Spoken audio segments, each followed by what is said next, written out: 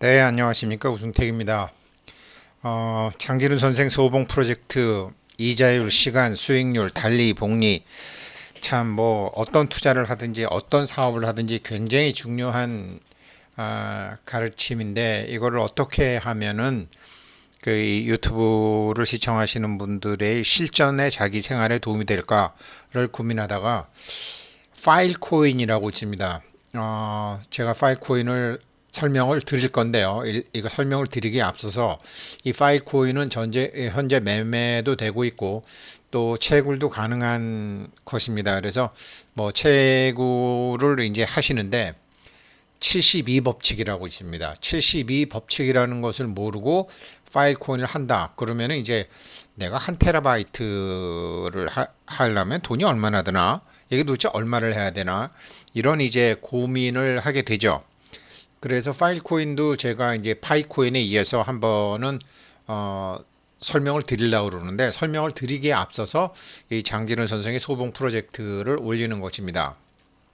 그러면 이것이 이제 어떻게 할 계획이냐면 먼저 이제 이 파일 코인을 중심으로 다른 채굴 코인도 마찬가지지만 이 투자도 할 수 있고 실질적으로 유통시장에서 살 수도 있고 발행시장인 채굴에서 할 때 우리는 어떤 의사결정을 할 수 있느냐. 그래서 파일 코인을 예를 들면 먼저 이제 오늘 영상인데요. 장진훈 선생 영상이 나갑니다. 그런데 이게 뭐 시간하고 이자율 72법칙 이런 게 나오니까 경제라고 생각하시기 쉬운데 예, 그것을 응용해서 자기 삶에 코인 투자자나 주식 투자자나 부동산 투자자들이나 사업하는 사람들이 쓸 수 있게끔 일단 오늘 1회차 영상은 복리가 되려면 파일 코인 같은 경우에는 내가 몇 테라바이트를 해야 되나 그 얼마 정도 있어야지 내가 채굴도 하고 매매도 할 수 있나 그거를 미리 생각해 보는 시간을 오늘은 그렇게 하고요. 장진원 선생 강의를 하고 2회차는 이제 제 버전으로 파일 코인이 뭐냐 보통 일평균 채굴 뭐 0.028 파일 테라바이트당 그렇게 된다 그러는데 이것은 명목이자율 개념이다. 오늘 1회 영상에 명목이자율 개념 나옵니다.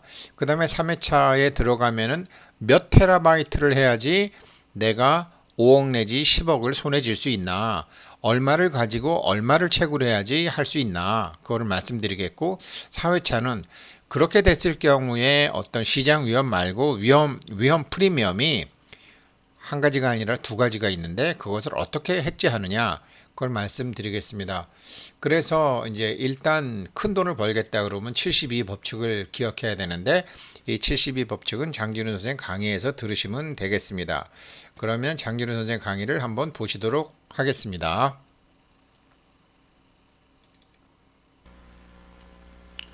그래서 여기가 표가 잘 보시지 모르는데 1년이고 요 끝에가 30년인데요. 1000만 원을 연 8%로 계산했을 때 처음에는 이렇게 한 9년, 10년까지는 약간의 차이처럼 보이지만 한 30년 가면은 8%로 계산하면은 1000만 원이 한 3000만 원 조금 넘지만 복리로 가면은 한 9000만 원이 넘는 1억 원이 좀 안 되는 숫자까지 이렇게 벌어진다. 그래서 시간의 무서움 이거 이제 보여주는 거죠. 빨간 선이 복리고 그건 단리다. 단리는 그냥 이렇게 가고 복리는 이렇게 더 가면 이제 이렇게까지 갑니다. 그래서 시간도 무섭고 수익률도 무섭지만 우리가 뭐 특별한 재주가 있으면은 이렇게 수익을 많이 올릴 수 있는 투자 수단을 찾으면 좋겠지만 그렇지 못하다 그러면 이렇게 꾸준한 수익률을 장시간에 걸쳐서 잃지 않고 내주는 것도 굉장히 중요하다. 이제 제가 이 말씀을 드리고 싶은 거죠. 이거는 처음에 말씀드렸죠. 또 하나는 이제 이자율과 관련해서 우리가 꼭 좀 머릿속에 심어 두셔야 될 게 우리 72의 법칙이라는 거 들어보셨나요? 네, 복리로 투자했을 때 시간하고 언제 내 돈이 두 배가 되느냐 수익률이 얼마 있을 때 내 돈이 두 배가 되느냐 그러니까 예를 들면 중요한 우리가 개념입니다. 구구단 외울 때 89, 72, 98, 72 이거 많이 외우잖아요. 이 달리로 하면 이제 100만 원이라면 172만 원이 되지만 이걸 복리로 계산하면은 딱 이제 배가 되는 숫자, 더블이 되는 게 이제 72입니다. 그래서 연 8%로 9년간 복리하면은 거짐 200이 되죠. 근사치로. 또 연 9%로 8년간 투자하면 거짓 200이 되죠. 그래서 우리가 이제 6, 70년대 고성장 시대였다 그러잖아요. 한국이. 그래서 누가 그 계산을 했대요. 저기 예전 그 박정희 대통령이 이제 63년에 뭐 민정이양 해가지고 대통령이 됐나요? 뭐 62년인지 모르겠는데 그때부터 79년까지 중간에 뭐 조금 뭐 오일 쇼크 때문에 안 좋은 해 뭐 마이너스도 잠깐 있었지만 그걸 다 통산해가지고 계산했더니 그 박정희 대통령 시절 경제 성장률 그러니까 이게 투자 수익률이죠. 이자율이 소득이 그렇게 늘어난 거예요. 9.8%인가 뭐 9%가 조금 넘더라고요. 그러니까 그냥 9%라고 칠게요. 제가 9점 몇 %라고 봤어요. 그러면은 이제 요 수익률이 9%니까 박정희 대통령이 17년간 재임했지요. 그럼 뭐 한 두 배라 치면 16년이라 치면 8년간 두 번 했으니까 박정희 대통령 재임 기간에 우리나라 국민 소득은 평균적으로 100이 400이 된 거죠. 18년 동안 그렇게 이해하시면 되죠. 그러니까 그건 평균이고요. 돈을 많이 버신 분들은 엄청 많이 벌었겠죠. 왜냐하면 제가 79년도 중학교 3학년이었고 80년도에 이제 고등학교 갈 때쯤 보면은 그때도 농촌 인구가 우리나라의 한 절반은 좀 안 되게 많았던 것 같아요. 그러면 농촌 인구는 그렇게 소득 안 잡히고 뭐 이런 게 많았을 거 아니에요. 농사 짓고. 그러면 도시에 나와 사는 사람들은 뭐 4배만 늘었겠어요? 예, 뭐 엄청 뭐 10배씩 늘은 분들 많았을 것 같은데요. 주변에 우리 70년대, 80년대 그런 경제 성장의 어떤 소득 증가의 체감 효과라고 그럴까? 그런 거 계시는 어르신들 이렇게 느껴보셨을 거 아니에요, 사시면서. 저는 한 고등학교쯤 되니까 주변에 좀 그런 게 보이더라고요. 그게 좀 대부분 그냥 비슷하게 살다가 한 고등학교쯤 되니까 이제 좀 괜찮게 돈이 많은 집 애들이 이제 나타난 거죠. 그러니까 초등학교하고 국민학교하고 중학교 때는 특별한 집 몇 집 빼면은 대부분 다 돈이 별로 없었는데 저희 동네에 보면 뭐 집이 병원을 한다든지 의사집이라든가 뭐 대학 교수라든가 뭐 이런 집들 빼고 나머지는 다 그냥 직업도 별 볼 일 없고 이랬는데 80년대쯤 되니까 기업체 다니는 사람들 중에 이제 우리 친구들 아버지들이나 뭐 이런 분들이 뭐 LG전자나 삼성전자나 뭐 이런 데서 뭐 간부가 됐다든지 임원이 됐다 이러면은 돈을 많이 버는 게 느껴질 정도의 이제 경제 성장의 체감 효과가 제가 그때 느꼈던 것 같아요. 예, 그래서 이제 그게 왜냐하면 이제 이렇게 9%씩 성장한 게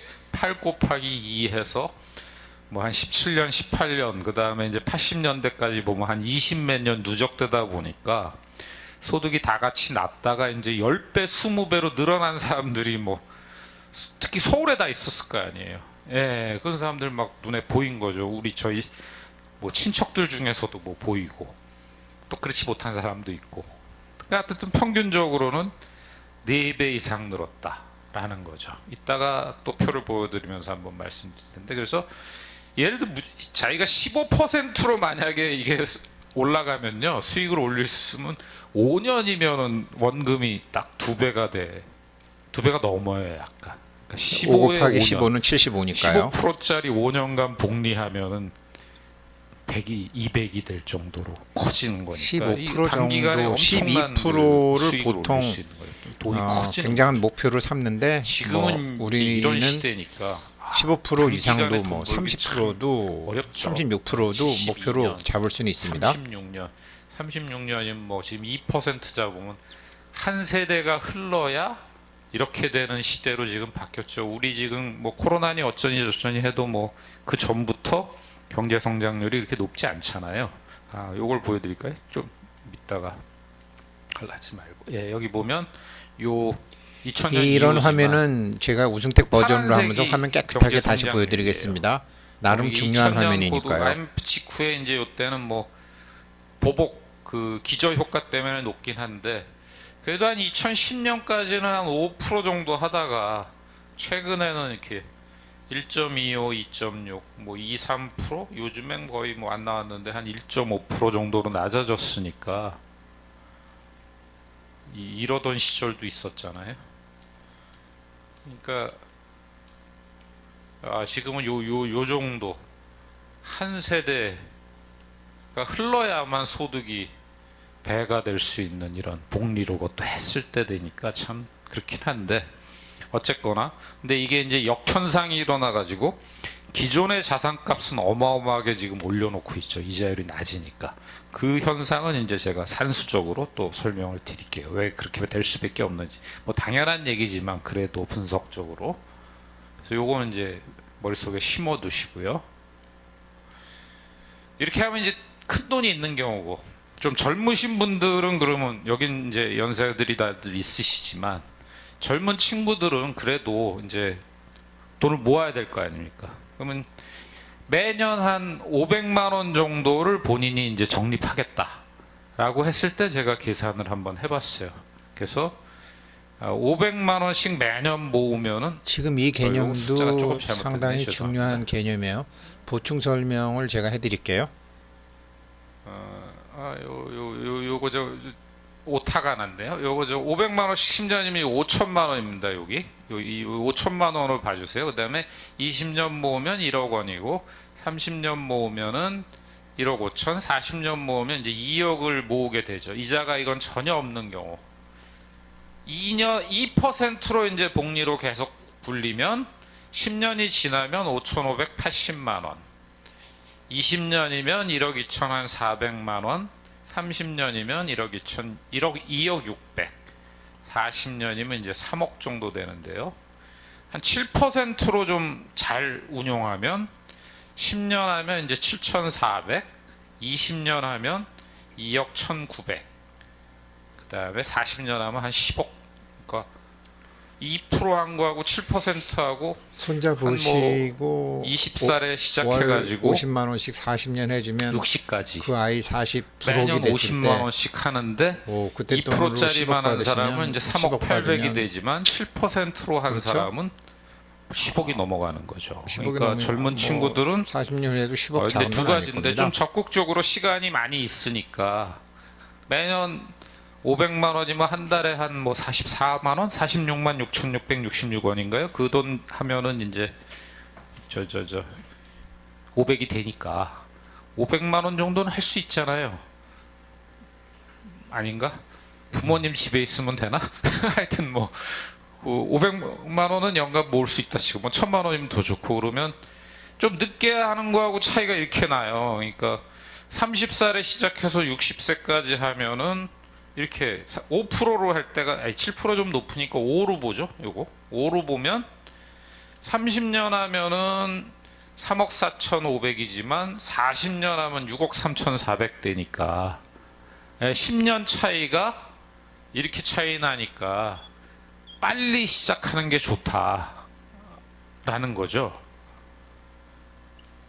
20년 하면 1억 7,300이고 이것도 거의 이제 배가 차이가 나죠. 여기서 또 그러니까 자녀분들이나 손주분들 계시면 고등학교 졸업하자마자 바로 50만 원씩은 그럼 연간 600만 원이니까 이보다 좀 더 클 텐데 한 5% 정도는 할 수 있게 좀 이렇게 틀을 짜 놓으시면 노후 자금 대비라든가 이런 걸 일찍 시작하는 게 굉장히 중요하다라는 말씀이고요. 태어나자마자 요즘 뭐 여담이지만 태어나자마자 가면 하면 제일 그래도 좋죠. 요즘은 이제 애 많이 50만 낳는 것도 원씩 아닌데 주니까 군대 가서 그 돈 쓰지 말고 좀 이렇게 모으는 것도 방법인 것 같고 아예 나라에서 좀 더 줬으면 좋겠네.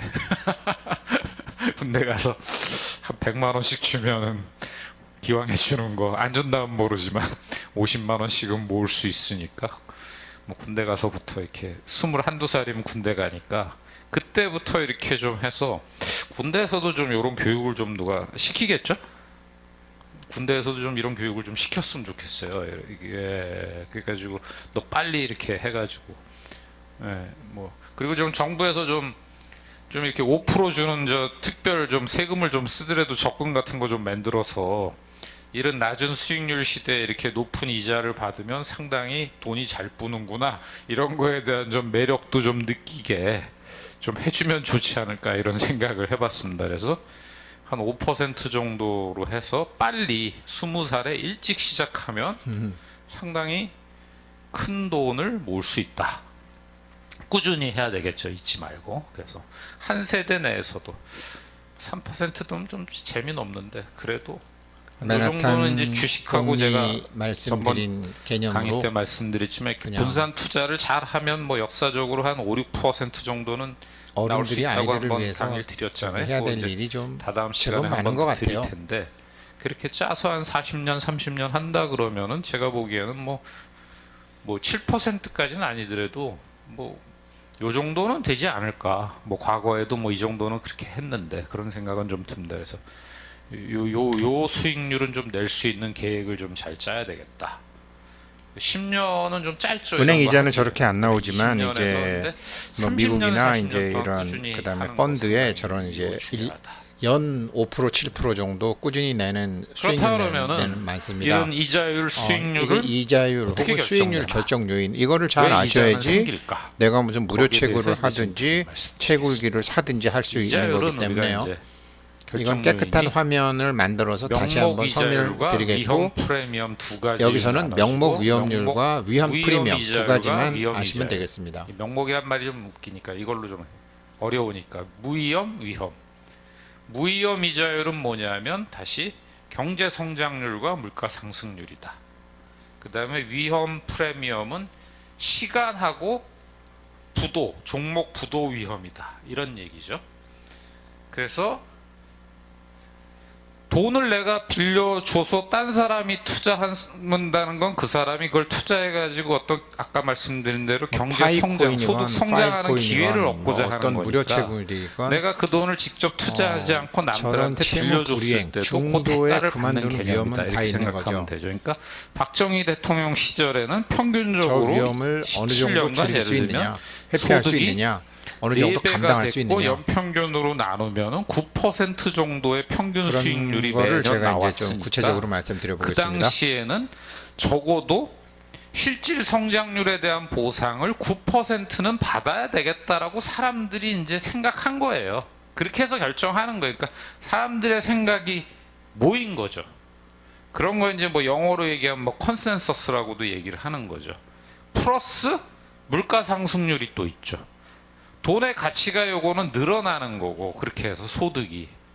아니, 돈의 가치가 또 물가가 희석되잖아요. 작년에는 내가 뭐 공산품은 잘 안 오르지만 뭐 이런 거 하나 뭐 사 먹으려는데 70년대 60년대 물가도 많이 올랐던 것 같아요. 이거 예를 들면 뭐 1,000원에 사 먹었었는데 다음에는 뭐 1,050원쯤 줘야 된다. 그러면 이제 5% 정도 물가가 오르는 거니까. 지금도 물가가 한 1, 2%는 오르잖아요. 또 코로나 때문에 막혔다가 요즘 뭐 미국의 5월달 물가 상승률이 연 5%라고 그러니까 4월에도 5%였고 뭐 5월에도 5%였고 지금 발표됐잖아요. 연간 5% 올린다 그러면은 야, 그 돈 빌려주는 사람이나 쓰는 사람이 그 정도는 보상해줘야지. 내가 버는 거하고 화폐 가치가 하락하는 거 두 가지에 대한 보상. 그러면 이제 이게 9고 만약에 이게 5다 그러면 14%가 되는 거죠. 그래서 이 14%는 이제 그냥 국민 전체 평균에 해당하는 무위험 이자율이고요. 거기에 이제 위험 프리미엄이 또 붙어요. 그 위험 프리미엄 뭐냐? 무위험 이자율은 예를 들면 국가나 무슨 은행같이 위험이 전혀 없는 상대방의 짧은 기간, 통상은 한 2, 3년 이내, 그럼 위험이 없다고 보는 거죠. 기간과 이제 상대방이 부도날 위험 두 가지가 이제 요 위험인데, 시간이 한 5년, 10년 된다 그러면 진짜 무슨 일이 생길지 모르잖아요. 그거 이제 기간 프리미엄, 기간 위험이라고 그러고, 그 다음에 삼성이 돈 빌리는 거하고 조그마한 자영업자가 돈 빌리는 거하고 같은 기업 내에도 차이가 나잖아요. 그거 이제 신용 등급이라고 그러죠. 뭐 국가가 돈 빌리는 건 아예 없지만 기업체는 이제 등급이 A 등급부터 저 C 등급까지 쭉 이렇게 나래비를 세워요. 그래서 요즘도 뭐 저 대부업체 가고 이러면은 막 월 2%, 3%뭐 법으로 24%로 돼 있죠 지금 최저 이자가 최고 이자가 참 24%라도 못 빌리는 사람도 있잖아요. 그렇게 보면은 그게 요 채무 불이행 위험이죠. 종목이 부도날 위험. 요 두 가지를 합치는 게 요렇게 다 합친 게 이제 이자율이에요. 내가 돈을 빌려준다 또 생각하면 코인 채굴 하는 경우에는 요 저 채무 불이행 위험이 평균적으로 있다고 포기해야 될 보셔야죠. 게 얼마야?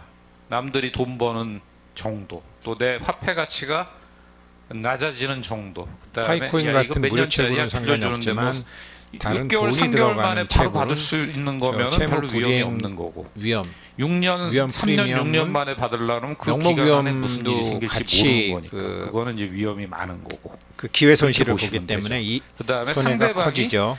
뭐 돈도 잘 안 빌리지만 뭐 삼성전자나 LG전자, 현대차 같은 초우량 기업이냐 아니면 저 뭐 코스닥에 있는 매출액이 한 500억, 1000억 정도 되는 약간 불안한 기업이냐 이거에 차려 가지고 또 뭐 한 몇 프로 차이가 나는 거죠 연간. 그래서 이 네 가지로 이자율이 구성된다. 그래서 뭐 요거는 안 읽어보셔도 될 것 같아요. 제가 지금 말씀드린 걸로 가름하시면 되죠. 깨끗한 화면으로 만기가 길수록 다음번에 다시 말씀드리도록 국채도 하겠습니다. 만기가 길면 이자가 좀 올라가죠. 중요한 무슨 일이 개념들이에요. 생길지 모르니까. 예. 그렇게 박 실장님한테 달라 그러세요, 요거 자료. 예. 만기가 길수록 그렇다. 그래서 다시 현장에서도 한번 요것도 중요하다고 중요해요. 생각하시는 분들이 이제 깨끗한 이자율은 화면을 요구하시는 거죠. 무위험과 위험이 있는데 무위험은 다시 한번 말씀드릴게요. 경제 성장률, 물가 상승률. 위험은 시간, 그다음에 기간, 그다음에 상대방의 어떤 신용 정도, 신용 등급. 이렇게 네 가지로 수익률에는 이루어집니다. 저렇게 요건 명목 주로 수익 국채나 명목 은행 이자율 수익률이 생각하시면 있고 되고 요거는 그 어떤 사적 기업이나 수익이 실현되지 사인 간의 않거나 대금 기대 수익이 줄어들 대출을 그런 해줄 위험 때 프리미엄이 이자율은 있는 거죠. 국채 이자율이 기준이 되고 은행 이자율 기준에 위험은 당연히 플러스 있어야지 수익이 높아지는 거니까 나쁜 가상금리라는 것도 얘기 아닙니다. 뭐 뉴스에서 많이 들으시죠?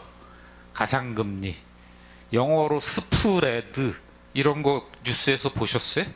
예, 가산금리 스프레드는 이렇게 이런 거잖아요. 뭐가 덮고 있는 거죠. 이렇게 바닥이 있으면 이렇게 덮고 흙으로 이렇게 덮는 거 스프레드라고 그러죠. 기초 위에 뭔가 덮는 거. 그래서 기초금리, 스프레드, 가상금리, 기초금리, 가상금리, 기본금리, 가상금리. 네, 오늘 여기까지 하고 계속해서 제가 우승택 버전으로 다시 올려드리겠습니다. 고맙습니다.